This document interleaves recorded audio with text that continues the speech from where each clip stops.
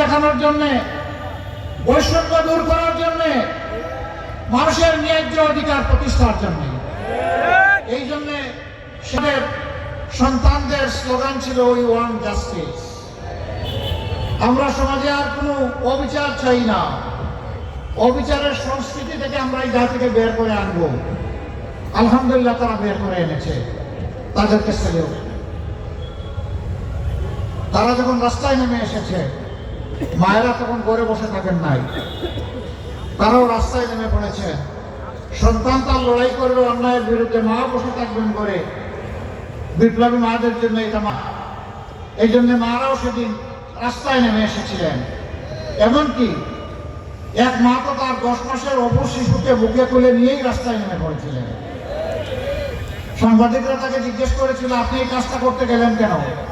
তিনি বললেন, কি কাজ করেছি? বললেন যে আপনি তো সাংঘাতিক কাজ করেছেন। এই অবুঝ শিশুকে বুকে নিয়ে তুলে নিয়ে মুহুর্মুহু গলির সামনে যেখানে একটার পর একটা বিপ্লবীদের লাশ পড়ছে, সেখানে আপনি আসলেন কেন? তিনি বলেছিলেন, সো হোয়াট, কি হয়েছে?